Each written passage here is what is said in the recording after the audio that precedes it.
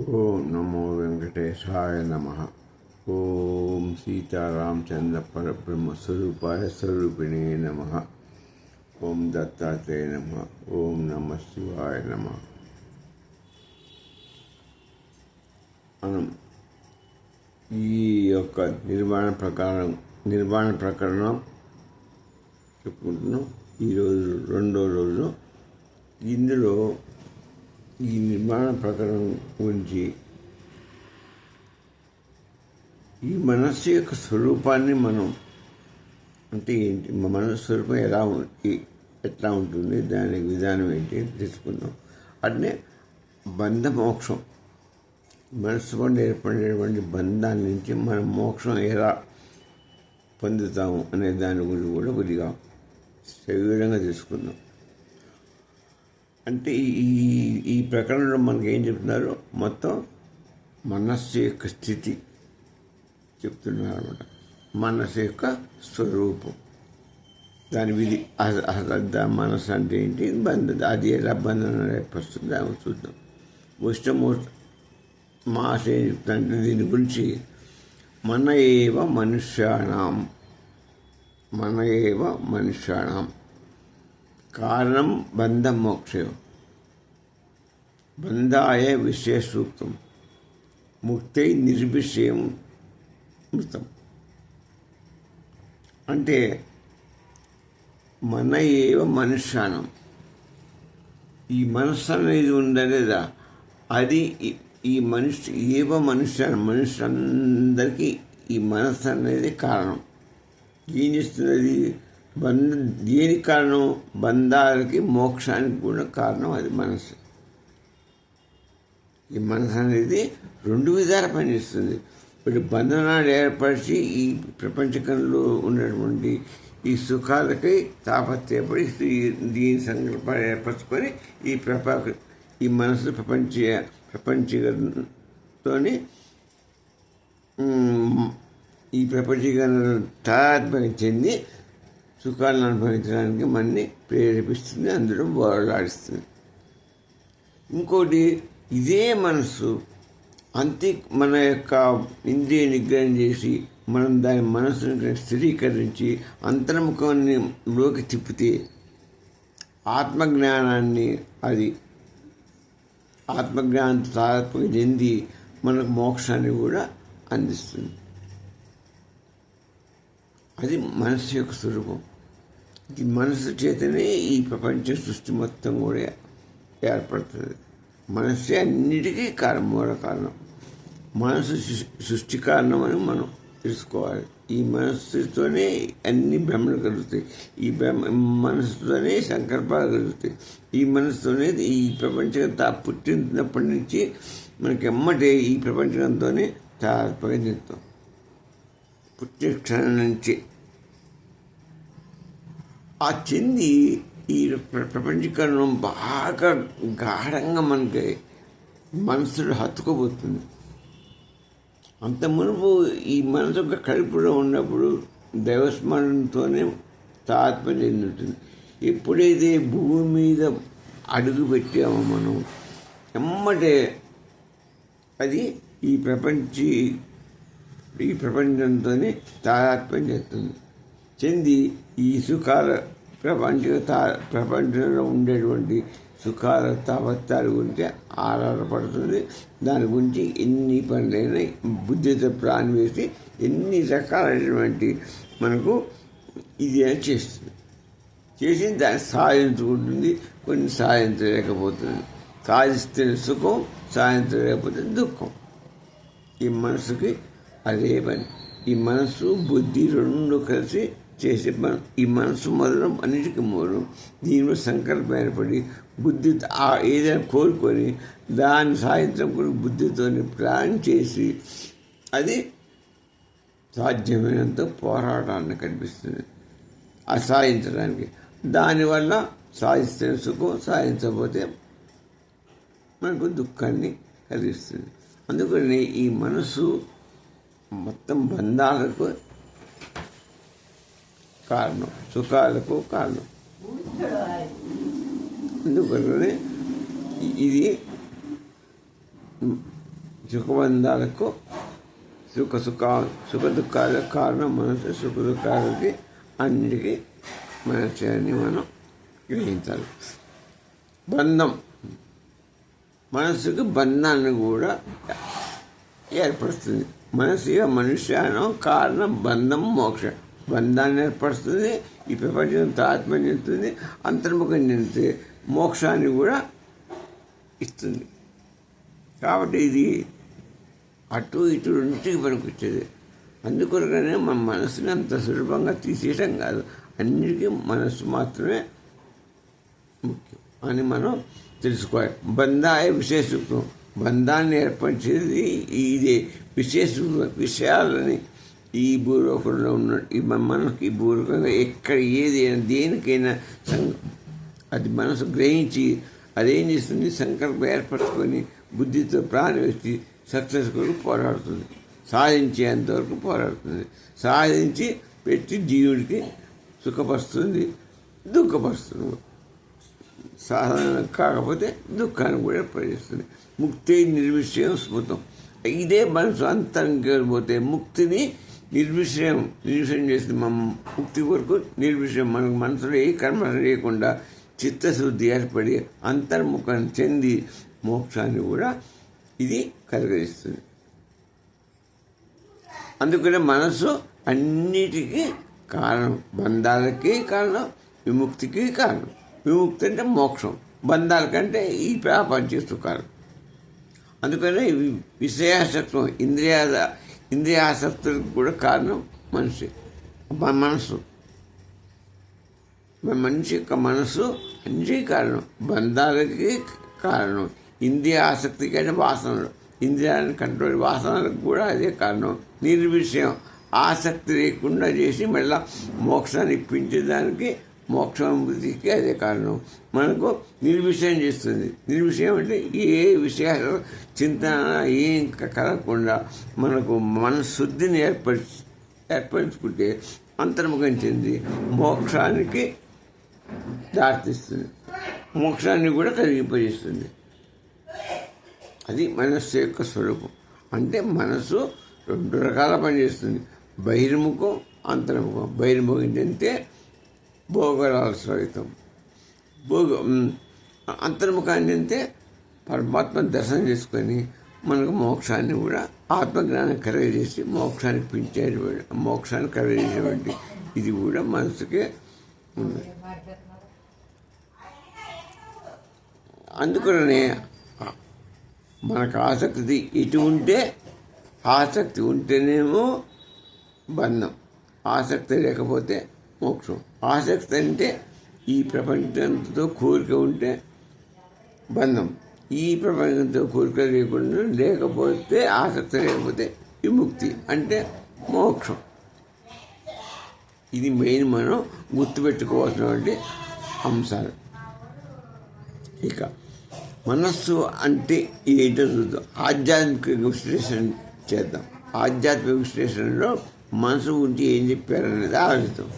ఈ మనస్సు అంటే ఏమిటంటే వశిష్ఠుని యొక్క బోధ ప్రకారం మనస్సు అనేది ఒక వస్తువు కాదు. అది మనస్సు అని వస్తువా కాదు, అది ఒక మన అంతర్లేని జ్ఞానం, అంతర్లేని అదొక ఇప్పుడు ఈ కళ్ళు, ఈ పంచేది జ్ఞానేది ఒక ఇంద్రియం, జ్ఞానేంద్రియం. అది పుట్టింద్రియం కాదు, దాని పేరు జ్ఞానేంద్రియం అన్నారు. అంటే అది జ్ఞానాన్ని కలిగిస్తుంది. ఆ జ్ఞానం అనేది అంతర్ముఖం జ్ఞానం అయితే మోక్షం, బహిర్ముఖం జ్ఞానం కలిగిస్తే మనకు ఈ బంధనాలు, ఈ కష్ట సుఖాలు, సుఖ దుఃఖాలు ఇవన్నీ ఏర్పడతాయి. బహిర్ముఖ మనసు బహిర్ముఖం సంచరిస్తే బహిర్ముఖంలో మనం ఈయనవైతే అది బంధనాన్ని ఏర్పరిచి కష్ట సుఖాలను, సుఖ దుఃఖాలను కలిగిస్తుంది. అదే మనసును అంతర్ముఖం చెందితే అది కేవలం విముక్తి, బంధనాల విముక్తి కలిగించి మనకి మోక్ష మార్గానికి ఆత్మ జ్ఞానాన్ని కలిగిస్తుంది. అది జ్ఞానేంద్రియం కదా, అందుకు జ్ఞానాన్ని, ఆత్మ జ్ఞానాన్ని కలిగిస్తుంది. అప్పుడు మనకు విముక్తి లభిస్తుంది, మోక్షం లభిస్తుంది. అంటే మనం అది మామూలుగా సుఖ దుఃఖాలకి అన్నిటికీ కారణం అదే, వాటిని మోక్షానికి కారణం అదే, బహిర్ముఖానికి కారణం అన్నిటికీ కారణం మనసునే విశ్వం. ఈ జగత్తంతా సృష్టించబడింది, ఈ జగత్తంతా చూస్తున్నాం. జగత్తును చూడటానికి మనసే. మనం ఏ వస్తువును చూసినా అది మనసుకు తడుతుంది. అది బుద్ధి దర్పణానికి బుద్ధి దర్పణానికి ప్రతిబింబం, చిదాభాస ప్రతిబింబానికి అది రిఫ్లెక్షన్ అవుతుంది. మనకు అది ప్రాణ వస్తువు, జ్ఞానం అనేది మనకు తెలుస్తుంది. అంటే ఫస్ట్ గ్రహించేది మనసు. అది జ్ఞానేంద్రియం, జ్ఞానం కలిగించేది జ్ఞానేంద్రియం. అది మామూలు కాదు. అది ఈ బుద్ధి మనసు ఇవన్నీ ఈ రెండు జ్ఞానేంద్రియాలు. ఆ రెండుతోనే మనం సాధించుకోవాలి. శరీరంతో మనం ఏం సాధించలేము. మనస్సు బుద్ధియే ప్రధానమైన జ్ఞానేంద్రియాలు. అవి వాటితోనే మంచి జరిగినా చెడు జరిగినా ఏది జరిగినా వాటి వల్లనే మనకు ఏర్పడుతుంది, గ్రహించుకోవాలి. అందుకని మనస్సుని ఎంత కంట్రోల్ ఉంచుకుంటే అంత చిత్తశుద్ధి ఏర్పడుతుంది, అంత మనకు తాత్పర్యంతం. అది గుర్తుపెట్టుకోవాలి మనం. అందుకనే మనస్సు ప్రధానమైనటువంటి ఇది. మనస్సు మహాబరీయమైంది అంటారు. మనస్సు బరీయంది, దాన్ని అంతగా అంతర్ముఖంలో తిప్పడం కష్టమే. ఈ బహిర్ముఖ చింతనలో దాన్ని బంధించబడుతుంది, బంధిస్తుంది. అది మనకు అన్నిటికీ కారణం అదే అవుతుంది. జగత్తుకు మూల కారణం ఏర్పడుతుంది. ఈ జగత్తును సృష్టించి అందులోనే మనని తిప్పి ఈ చక్ర బ్రహ్మంలోనే నిలిచి మనని తిప్పుతూ ఉంటుంది. అది గుర్తుపెట్టుకోవాలి. అందుకని మనసు బాగా, మనసు అనేది ఒక వస్తువు కాదు. అందుకని అది ఒక వస్తువు కాదు. వస్తువు ఇదేమి, దానికి ఏమి ఉండదు.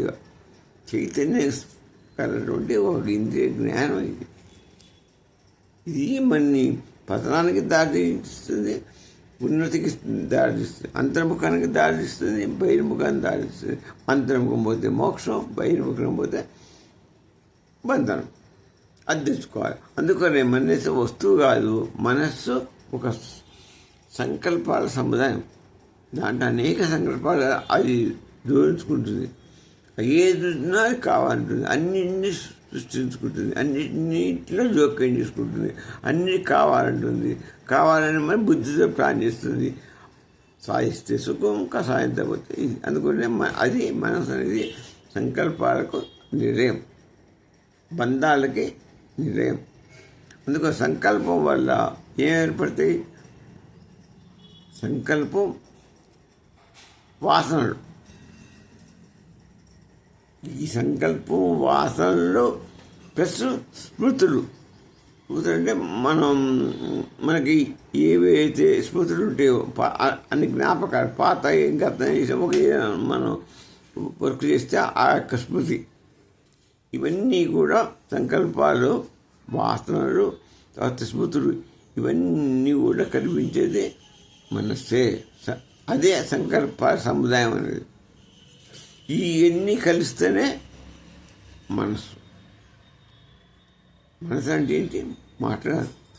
అదే అన్నిటికంటే పెద్ద ఇది. మనసులో సంకల్పాలు ఉంటాయి, వాసనలు ఉంటాయి, స్మృతులు ఉంటాయి.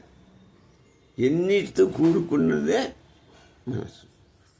వీటితోనే అది బహిర్ముఖం తాత్పర్యం చెందుతుంది, అంతర్ముఖం తాత్మకం చెందుతుంది.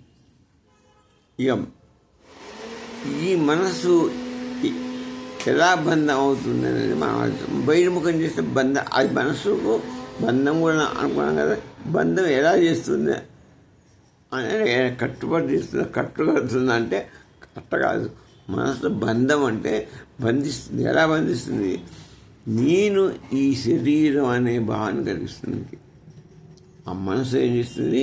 ఈ శరీరాన్ని నేను అనేదాన్ని, నా శరీరం, నేను, నాదుని పుట్టిస్తుంది. ఇది నాది అనే భావం కలిగిస్తుంది మనసు సంకల్పం వల్ల మనకు ఏర్పడేది ఏంటి? నేను, నాది. ఈ వస్తువు ఒక సంకల్పం వచ్చింది, ఈ వస్తువు నాది. ఇప్పుడు ఇది ఉన్నది, ఈ వస్తువు ఎవరిది? నాది అనేది అనిపిస్తుంది. అది కల్పించేది ఎవరు? మనస్సు. నేను ఈ శరీరాన్ని చూసి ఇది నేను అంటుంది. ఇది నా కన్ను, ఇది నా నోరు, నా ముక్కు, ఇవన్నీ చెప్తుంది. ఆ విధంగా నేను నాదుని ఏర్పరిస్తే అది ఏమవుతుంది? బంధాలు కట్టిపడిస్తుంది. నేను అనేదానికి, నాది అనేదానికి మనని కట్టిపడేస్తుంది.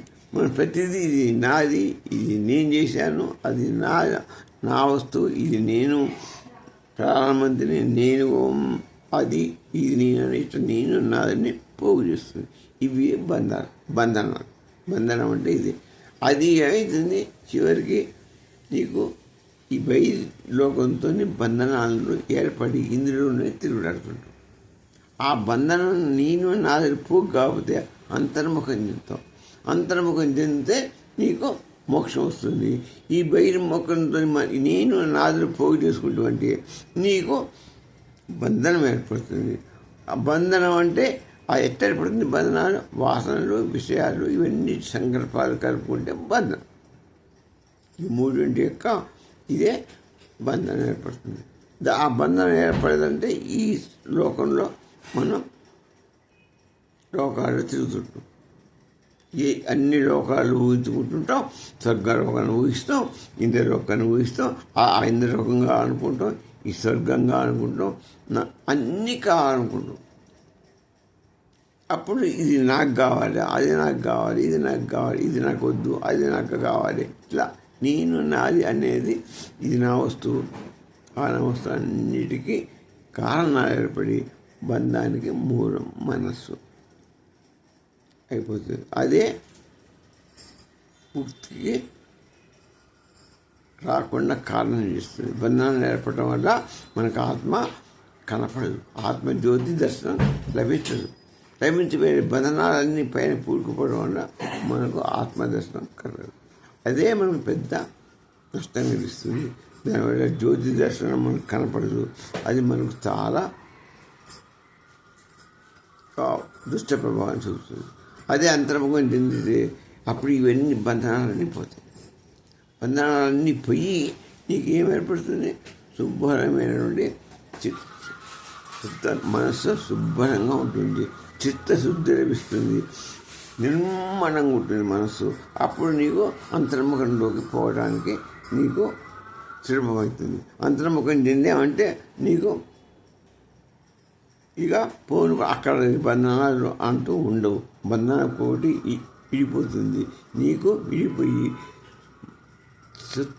చిత్తశుద్ధి, మైండ్ బ్లాంక్ కావాలనుకున్న చిత్తాన్ని చిత్త బాక్స్ మనం శుద్ధి పెట్టుకోవాలి. దాన్ని నీళ్ళు చేయాలి.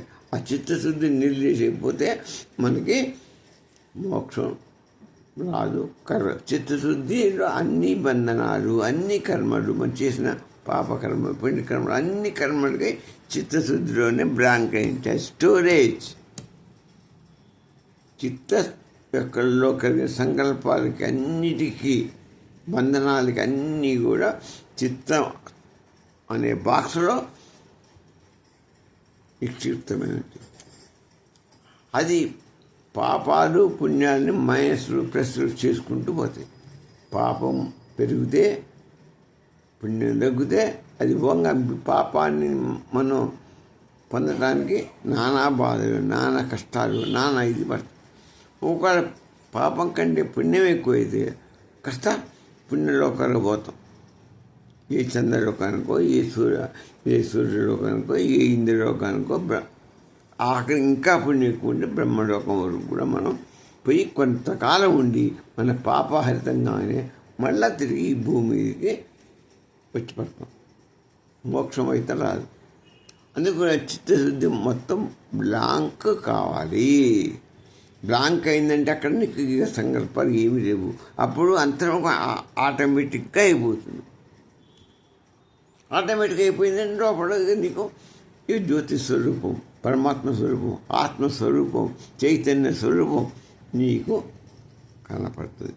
అది కనపడదంటే ఇక నీకు నీ చైతన్య స్వరూపం, నీకు ఆత్మస్వరూపం కనపడదంటే నీ ఎంత అదృష్టవంతుడు, నీ ఎంత అటువంటి మోక్ష మార్గానికి పోయేవాడు, అంతకంటే జీవన్ముక్తి అవుతాను. అది మనం తెలుసుకోవాల్సినటువంటి ఈ మనస్సు యొక్క ఇంపార్టెన్స్. ఇక ఉపనిషత్తులు కూడా మనకు ఇదే చెప్తున్నది. మనస్సులో ఏమైతే ఆత్మ ప్రత్యక్షం అవుతుంది అని బృహదారణ్యకం ఉపనిషత్తు మనకు చెప్తుంది. బృహదారణ్యం సాఫ్ చెప్పింది ఏమని, నీకు మనస్సులో ఏమైపోయిందంటే నీకు ఆత్మ ప్రత్యక్షమైంది. మనసులో ఏం కావటం అంటే మనసులో బంధనాలు ఇవన్నీ చిత్తశుద్ధి బాగా కంప్లీట్గా పోవాలి. అప్పుడు మనసు చిత్తశుద్ధి ఏర్పడితే మనసు లయమైపోయింది. లయం అంటే అన్ని లోపల ఉన్న బంధనాలన్నీ లయమైపోయాయి. ఉట్టి మనసు మన బ్లాంక్ చిత్తశుద్ధి మాత్రం మిగిలింది. అదే మనం అనుకున్నాం కదా, చిత్త బాక్స్ ఖాళీ అది ఖాళీ చేస్తుంది. అది ఖాళీ అయిందంటే నీకు ఆత్మలోకి నువ్వు పైన చెప్తావు, పైన చెప్తే ఆత్మస్వరూపాన్ని, ఆత్మజ్ఞానాన్ని పొందుతావు, ఆత్మస్వరూపాన్ని చూస్తావు. ఆ జ్యోతి ఆత్మజ్యోతిని దర్శనం నీకు లభిస్తుంది. అది దర్శించుకుందంటే నీకు ఒక బ్రహ్మానందం నీకు లభిస్తుంది, మహదానందం లభిస్తుంది, చిదానందం లభిస్తుంది. అక్కడి నుంచి చిదాకాశంలోకి బ్రహ్మజ్ఞానం వస్తుంది. చిదాకాశానికి కనపడుతుంది. చిదానందం అంటే అక్కడ పరమేశ్వరుడు ఉండే చోటు. ఆ పరమేశ్వరుడు ఉండే చోటుకి నువ్వు చేరు. అక్కడ ఆ జ్యోతి స్వరూపం నీకు కనపడుతుంది. పరమాత్మ పరబ్రహ్మస్వరూపం జ్యోతి, ఆ పరంజ్యోతి నీకు దర్శనం కలిగిందంటే ఇది నీకు జీవన్ముక్తి కాదు, అసలు జన్మ అంటూ జన్మరాహిత్యం దర్శనం. ఇది నీకు పునర్జన్మ లేదు. ఆ బ్రహ్మ దర్శనం, విరాట్ దర్శనం జ్యోతి స్వరూపమేది. అది ఆకారం ఉండదు. జ్యోతిర్మండలం. అది చిదాకాశం ఏంటి? జ్యోతిర్మండలం. ఆ జ్యోతిర్మండలంలో చేరుకుంటే అక్కడ ఇక నీ మొత్తం అన్నీ మిగతా అన్నీ మారిపోతాయి. ఒక్క జ్ఞానం, పరమజ్ఞానం, పరం జ్యోతి దర్శనంలోని ఆ జ్యోతి ప్రకాశంతోనే నీకు సర్వం శుద్ధమైపోయి నీ బ్రహ్మాండ స్థితి మాత్రమే ఉంటుంది. అదే సచిత్తుడు ఉన్నటువంటి లోకం, చిదాకాశం. ఇది బాగా గుర్తుపెట్టుకోండి. దాన్ని సాధించడానికే ఋషులు వేల సంవత్సరాలు ఎంతో కృషిస్తున్నారు. వాళ్ళు మనశుద్ధి కొరకు ఎంతో పాటుపడుతున్నారు. మనము అసలు పాట కాదు కదా, కనీసం దాన్ని తలుచుకోవడం కూడా లేదు. అదే మన బాధ. ఒకవాడు ఎవరైనా మంచి మాట చెప్తే, మంచి మాట చెప్తే దీన్ని వినేవాళ్ళు లేరు, దాన్ని పాటించేవాళ్ళు లేరు, దాన్ని శోధించేవాడు కూడా కనపడుతుంది. దీన్ని ఏదో మనం ఒక ఇదిగా చూస్తున్నారు. వీళ్ళు చెప్పేంత పుట్టిదే అజ్ఞానం మాటలు అని మనదే అజ్ఞానం అనుకునే వాళ్ళు బోధ చేసి మనని కించపరుస్తున్నారు. దానికి మనం ఇది కాకూడదు. మన జ్ఞానాత్మను విచారం చేసేవాళ్ళు దానికి భయపడకుండా ముందుకు మనం పట్టుదలతో ముందుకెళ్ళి ఆత్మజ్ఞానాన్ని సంపాదించాలి. ఆత్మజ్ఞానం సంపిస్తే ఆత్మజ్యోతితోనే పరంజ్యోతి దర్శనమవుతుంది. అదే ఇప్పుడు జ్ఞానాత్మ విశ్లేషణ అంటే ఇప్పుడు చెప్తుంది. దీన్ని ఏమంటారు? జ్ఞానాత్మ విశ్లేషణ. ఇది జ్ఞానంతో దొరికేటువంటి విశ్లేషణ. ఏంటి జ్ఞానం? ఆ మనిషి చిత్తభాషను చేయించుకోవటం, అప్పుడు నీకు జ్ఞానం ఉత్పత్తి జరుగుతుంది. ఆ జ్ఞానత్వం వల్ల నీకు ఏమవుతుంది? చిత్తభాష, స్మృతులు అన్నీ కూడా మంచిగా శుద్ధి అవుతాయి. మనస్సు సంకల్పాలు శుద్ధి అయిపోతాయి. చిత్తం కూడా బ్లాక్ అయిపోతుంది. మనసులో సంకల్పాలలో బంధం ఉండదు. బుద్ధి నిర్ణయం ఎలా ఉంటుందంటే అంతర్ముఖ నిర్ణయం పోతుంది, బహిర్ముఖ నిర్ణయం చేయదు. నేను జ్ఞానస్వరూపాన్ని చేసుకోవాలని అనే ఒక నిర్ణయానికి వస్తుంది. ఎప్పుడది ఈ మనస్సు చిత్తం బ్లాంక్ కావాలి, మనస్సు బంధనాల నుంచి విడిపోవాలి, సంకల్పానికి విడిపోతే బుద్ధి నిర్ణయిస్తుంది ఆత్మజ్ఞానాన్ని తెలుసుకోవాలని. అప్పుడు అన్నిటికీ బుద్ధి నిర్ణయిస్తుంది, మనస్సు సంకల్పిస్తుంది, బుద్ధి నిర్ణయిస్తుంది. ఇదివరకు ఏం చేసింది మనస్సు, ఈ లోకంలోనికి పుట్టాము, ఇదే లోకం అనుకొని నమ్ముకొని దీని మీదే మనకు సంకల్పాన్ని కలిగించి దీని మీదే బుద్ధి నిర్ణయం చేసేటట్టు చేస్తుంది. ఇప్పుడు మనస్సు సంకల్పాలు లేవు, చిత్తం ఏం లేదు, కాబట్టి ఇప్పుడు అన్నీ కలిసి అంతర్ముఖం చెందుతాయి. బుద్ధి కూడా అంతర్ముఖం చెంది మనకి ఒక ఆత్మజ్ఞానాన్ని ప్రసాదిస్తుంది. ఈ చిత్తం మనసు బుద్ధి అనేది ఏదైనా ఇవన్నీ మూడు కలిసి మామూలుగా వేస్తే అహంకారం. అహంకారం అంటే నేను నాదులు కలిగించి ఇది బయట సుఖాలు తెస్తాయి అన్నమాట. అందుకనే చిత్తాన్ని బ్లాంక్ చేయాలి, మనస్సును బంధించాలి. అప్పుడు బంధనాలు సంకల్పాలు ఉండవు. ఈ బుద్ధి అప్పుడు ఆటోమేటిక్ బుద్ధి కూడా కంట్రోల్ అయిపోతుంది. నీకు లోపలికి ఆత్మజ్ఞానానికి వైపు నిన్ను తగ్గింపజేస్తే మోక్షం నీకు లభిస్తుంది. ఇక దీంట్లో వాసన పాత్ర కూడా మనకు ఈ అంతర్ముఖానికి చెంది మనం పోవటానికి అంతర్ముఖానికి పోవడానికి ఈ వాసనలు అనేవి కూడా సంకల్పాలు కూడా ఒక కారణం. చెప్పుకున్నాక మనం వాసనలు సంకల్పాలు రహితమైతేనే బంధనాలు పోతాయి. గతానుభవాలు అంటే స్మృతులు, గతానుభవాలు, వాసనలు, తర్వాత సంకల్పాలు. ఈ గతానుభవాలు ఏమైతే వాసనలుగా మారుతాయి, ఈ వాసనలే సంకల్పాలుగా మారుతాయి. ఆ సంకల్పాలను అవే జన్మ రాహిత్యానికి కానీ జన్మం వల్ల పునర్జన్మలకు కానీ కారణం అంతా మనసు అవుతుంది. కాబట్టి ఈ మూడుని చిత్తశుద్ధి చేసుకుంటే వాసనలు మొత్తం పోగొట్టుకుంటే మనకి అంతర్ముఖం చెంది మనకి పునర్జన్మ రాహిత్యం లభిస్తుంది. అందుకనే ఇవి కూడా వాసనలు కూడా మనకు చాలా ప్రాముఖ్యత, వాటి పాత్ర కూడా మనకు చాలా గొప్పది. ఈ వేదాంత తత్వం దీంట్లో ఏంటంటే వేదాంత తత్వం అంటే ఏంటి, వేదాంత రహస్యాన్ని కొన్ని పెద్దలు మనకు ఎలా నిర్ణయించారు, ఎలా మనకు బోధించారు అనేది చూద్దాం. అందులో విశిష్ట అద్వైత శ్రీమత విశ్లేషణ వాళ్ళు అద్వైతంలో వాళ్ళు ఏమన్నారు, అద్వైత మతస్థులు వాళ్ళు కూడా ఇదే జ్ఞానం గురించి, దీని బంధనాల గురించి, ఆత్మజ్ఞానం గురించి వాళ్ళు శోధించిన వాళ్ళే కదా. వాళ్ళు శోధించి వాళ్ళు జ్ఞానం పొంది ముక్తి పొందాలని పోరాటం చేసిన వాళ్ళ యొక్క అనుభవం ఏంటంటే ఈ జగత్తు మాయ అనేది శంకరాచార్య గారు మనకి సాగు చెప్పాడు. అందుకనే మనసుని ఈ మాయాలోకం వైపు తిప్పవద్దు, బహిర్ముఖం తిప్పండి. నీకు జ్ఞానం వస్తుంది, జ్ఞానం లభిస్తే నీకు ఆత్మజ్ఞానం వస్తుంది, మోక్ష ప్రసాదం జరుగుతుంది. అది శంకరాచార్య వారు ఆయన యొక్క విశ్లేషణ, ఆయన యొక్క సాధనతో అనుభవంతో చెప్పినటువంటి మాట. ఇక విశిష్టాద్వైతులు రామానుజుల వారు వారి యొక్క దీక్షతోని కనుగొన్న రహస్యాలని ఆయన ఏం చెప్పారంటే ఈ జగత్ అనేది మాయ కాదు, జగత్తు కనపడుతుంది, ఇది ఒక పార్టు, భగవంతుడు ఒక పార్టు. అంతేగాని భగవంతుడు ఎంత సత్యం, ఈ జగత్తు కూడా అంతే సత్యం. జగత్తు ఎలా ఇంత మునుపు ఉన్నది, ఇప్పుడు ఉంది, ముందు కూడా ఉంటుంది. కాబట్టి ఈ జగత్తు ఒక పార్ట్ మాత్రమే, భగవంతుని కంసుని ఒక పార్ట్. కాబట్టి ఇది సత్యమే అంటారు వాళ్ళు. ఇది ఎవరు రామానుజాలుగా శోధించి చెప్పింది ఏంటంటే ఈ జగత్తు స్వామి యొక్క పార్ట్, ఇది కూడా ఒక నిజంగా ఉన్నటువంటిది.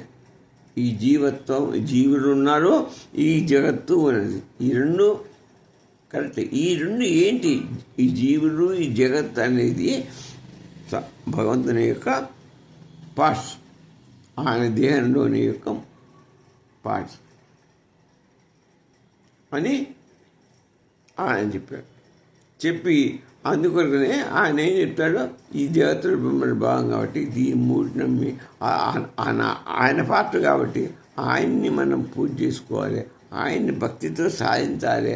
మనం అంతా ఆయన భాగాలు కాబట్టి ఆయనతో తాత్మ్యం చెందాలి, ఆయనే దిక్కు మనకి అని చెప్పిన వాళ్ళు రామానుజాచార్య. ఇక ద్వైతంలో మధ్వాచార్య గారు వారి దర్శనంతో వారు చూసిన బోధ ఏంటంటే, ఈ జగత్తు వాస్తవమే, ఇది జగత్తు వాస్తవం, జీవుడు వాస్తవమే. ఈ రెండు కూడా భగవంతుని యొక్క భాగాలే.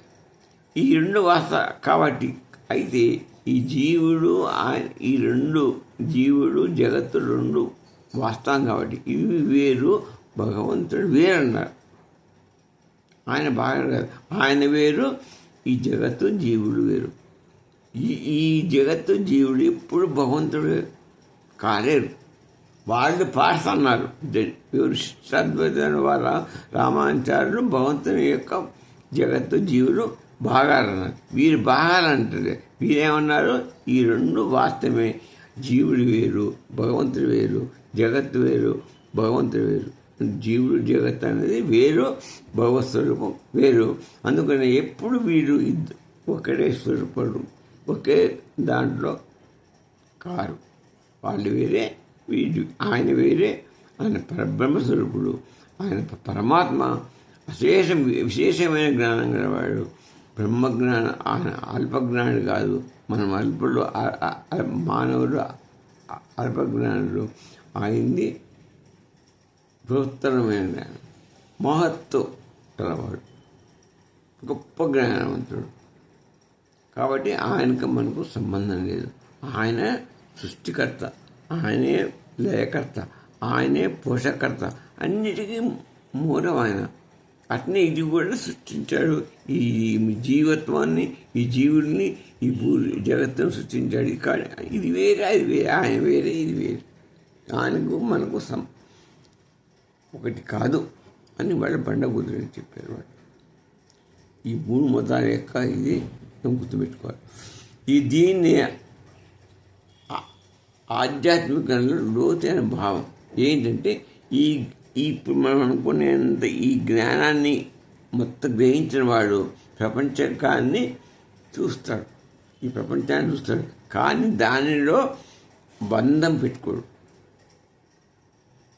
ఇప్పుడు మనం నీకు అనుకునే అన్నిటిని చెప్పుకున్నంత మనసు యొక్క ఇదన్నీ చెప్పుకుంటే వాడు ఏం ఇస్తాడు, వాడు జ్ఞానాన్ని గ్రహిస్తాడు. జ్ఞానం ఎవరైతే గ్రహిస్తారో, ఎవరికైతే జ్ఞానం లభిస్తుందో వాళ్ళు ఏం చేస్తారు, ఈ ప్రపంచకాన్ని మొత్తం చూస్తారు. ఈ జీవుడిని, ప్రపంచకాన్ని, ఆ దైవాన్ని మూడింటికి చూస్తారు. చూసి ఈ ప్రపంచ జగత్తులకి వాళ్ళు ఇది కాదు, తాత్మ్యం చెందరు. వాళ్ళు దీంతో బంధం పెట్టుకోరు, జగత్తుతో బంధం పెట్టుకోరు. ఎవరు జ్ఞానం సంపాదించిన వాడు, ఆత్మజ్ఞానం దగ్గర ఒకటి మామూలు జ్ఞానం ముందు వస్తే వాళ్ళు దీంతో సంబంధం పెట్టుకోకుండా ఆత్మజ్ఞానం వైపు వాళ్ళు పయనిస్తారు. ఆత్మజ్ఞానాన్ని శోధిస్తారు, ఆత్మజ్ఞానాన్ని సాధిస్తారు, ఆత్మజ్యోతి స్వరూపాన్ని సందర్శించి వాళ్ళు తరచిస్తారు. ఎందుకంటే వాడికి తెలుసు ఇదంతా మాయ అని. ఎవరికి? జ్ఞాన ఆత్మకి, జ్ఞాన నిధులకి, వాళ్ళకి ఇదంతా ఈ జగత్తు జీవత్వం అంతా అద్వైతంలో శంకరాచార్య చెప్పిందాక ఎంత మాయా జగత్తు, ఇదంతా నశించిపోయేది. కాబట్టి ఇది ఏది సత్యం కాదు. సత్యమైన వాడు ఒక్క పురుషోత్తముడే, ఒక్కడే సత్యం. ఆడే చిదాకాశంలో ఉన్న విరాట్ పురుషుడు, వాడే సత్వం, వాడే సర్వదా ఉండేవాడు, ఆడే చిత్తుతో కలిసి ఉంటాడు. నిరాకార స్వరూపుడు, పరబ్రహ్మ స్వరూపుడు అని వాడు జ్ఞానం పొందినవాడు తెలుసుకుంటాడు. ఇక ఇదంతా ఈ జగత్తు జీవంతా కూడా స్వప్నం లాంటిదని మొత్తం గ్రహిస్తాడు. ఇక ఈ జగత్తు స్వప్నం అనుకుంటారు వాళ్ళు. కాబట్టి వాడు గ్రహించింది వాడు చెప్పేది ఏంటంటే జ్ఞానం గలవాడు జగత్తు స్వప్నం, ద్రష్ట దృశ్యం, మాయ. చూసేవాడు అని చెప్తాడు, ఈ దృశ్యమైన జగత్ అంతా కూడా మాయ అని చెప్తాడు. ఈ జగత్తు స్వప్నం అని చెప్తాడు. ఈ ద్రష్ట ఎవరైతే చూస్తున్నాడో వాడు ఈ కనపడే దృశ్యం అంతా కూడా మాయ అని చెప్తాడు.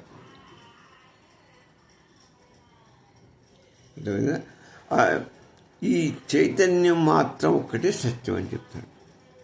అదే మనం చెప్పింది ఉన్నది ఒక్క చిదాకాశంలో ఉండే చిద్గణ స్వరూపుడు మాత్రమే శాశ్వతమైన వాడు. అతడే చిత్తుతో కూడుకున్నవాడు. ఆ సత్పురుషుడే చిత్తుతో కూడుకొని ఉన్నవాడు. అంతా ఆయన సంకల్పం, ఆయన యొక్క క్రియ, ఆయన యొక్క ఇదే మొత్తం ఈ లోకాలు అన్నీ నడుస్తుంది. ఆయన సంకల్పం వల్లనే నడుస్తుంది. అది ఆయన స్వప్నం యొక్క మాయ ఇదంతా. కాబట్టి మనం ఆయన స్వప్నంలో నడుస్తున్నామంటే మాయా జీవుడు, మాయా జగత్తు, దీన్నే మాయవాడు అని వాళ్ళు అంటారు. అంతిమ మనం లాస్ట్ మనం ఏం తెలుసుకుంటున్నామంటే ఈ కనిపిస్తున్న ప్రపంచకం, ఈ జీవత్వం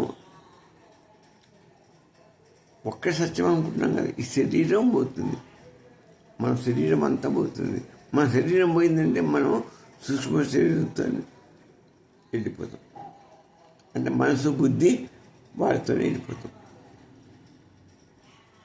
లేకపోతే ఈ మనకు సూక్ష్మ శరీరంతో పోతే మనకి ఈ శరీరం ఇక్కడనే కాలిపోతుంది. మళ్ళీ ఆ సూక్ష్మ శరీరం ఏం చేస్తుంది, మన దాని చిత్ర బాక్సులో ఏవైతే ఉంటాయో మనసు, బుద్ధి, చిత్తం, ఈ మూడు సూక్ష్మ శరీరం అంటారు. మనసుని, బుద్ధిని, చిత్తాన్ని.